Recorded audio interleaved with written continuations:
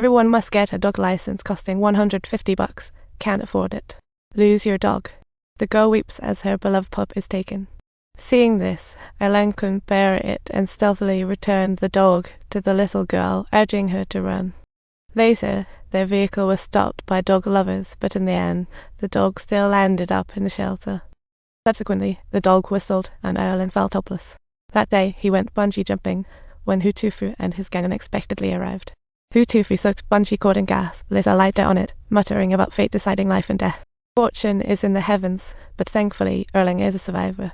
That night, he went to confront Hutufu, barging in and slapping all his cash down on the table. But the other party didn't care a bit about his gesture at all.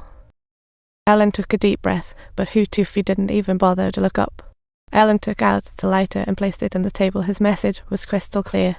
You already messed with me once. The next day, Erlang attended a New Year's banquet and ended up seated at a kid's table. Uncle Yao arrived, skipped Erlang, and toasted the next table.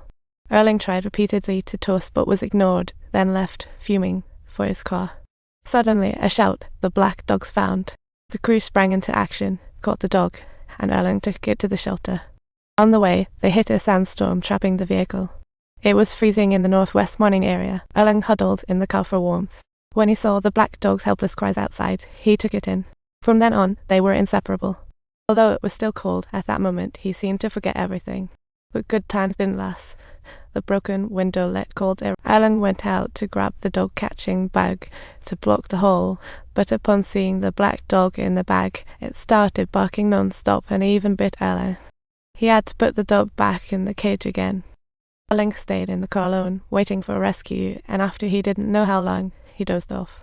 When he woke up again, he found himself in a mobile dance. A girl named Onesie came over to comfort the black dog, saying, "Don't mention it." Performing while on a shrimp rice tour. If you are interested, come and check it out. It's a show you won't want to miss. Back here, Erlang received a rabies vaccine with a childhood friend, but the doctor said it's only effective within 24 hours. He was bitten last time he caught a dog and now has a fever. His buddy, upon hearing this, rushed him and the black dog back home to quarantine. The winds were glowing, oozing, chilly, and feverish in no. Those are all symptoms of rabies.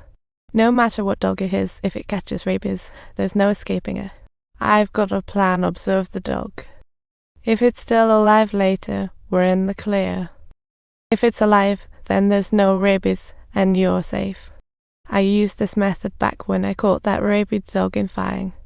After several attempts, Erlang and the black dog ended up together, and surprisingly, Erlang feared most for the dog's safety, checking its breath whenever it slept. One day, he carefully touched the black dog, then checked himself and felt reassured.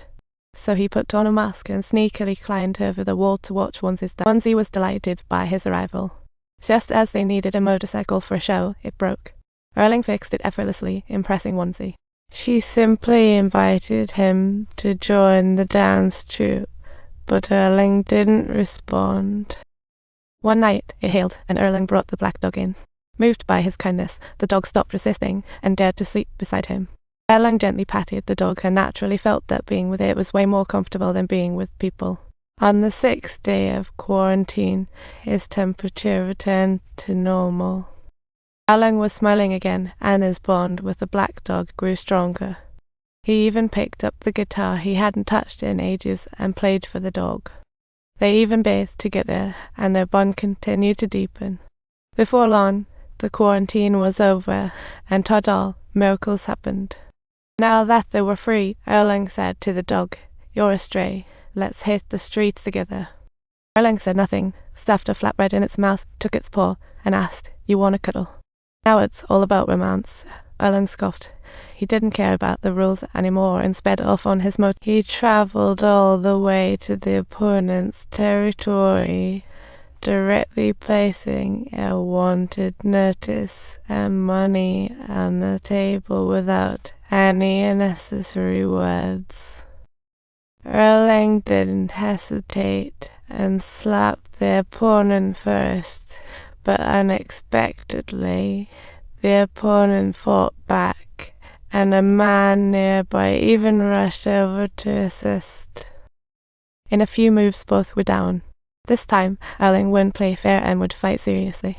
Just as he was about to take things seriously, Uncle Liao gave him a lecture, and before he knew it, things had become complicated. The next day, Erlang felt the courage to visit his father, so off to the zoo he went. His father had grown old, but was still drinking heavily, leaving Erlang worried, but too hesitant to say anything. As he left, his father tossed him a bottle, reflecting how in this world, those who truly care for you never voices it. Right after bidding his father farewell, he's blocked by the gang today. He'll settle this for good. It's been 10 years. You're gonna give me an explanation. This isn't just throwing a drink. It means something different. He took Erlang to the edge of the cliff and said if he was too scared, he'd better say cheers 3 times for the guests. This settled it, but Erlang revved his motorcycle, ready to leap over. As he was about to leap, the black dog ran wildly. Erlang sensed trouble and hurried home, changing course at once. Sure enough, the old man, oh dear, nobody ever wants this. Hurried to take the old man to hospital, Erlang messed up badly. Who'd attack an innocent old man? Next morning, Erlang arrived at the gangs, fit and ready. It couldn't be ignored. And so began the legendary story we heard at the beginning. Subtitles. Everything seemed to go back to calmness again. The dog kennel was sprayed with perfume, and Erlang prepared a special chair exclusively for the black dog. Erlang and the black dog had a happy time, but soon someone nearby fell ill and was hospitalized. Erlang hurried to care for them, exclaiming, "Well, there are dogs here too."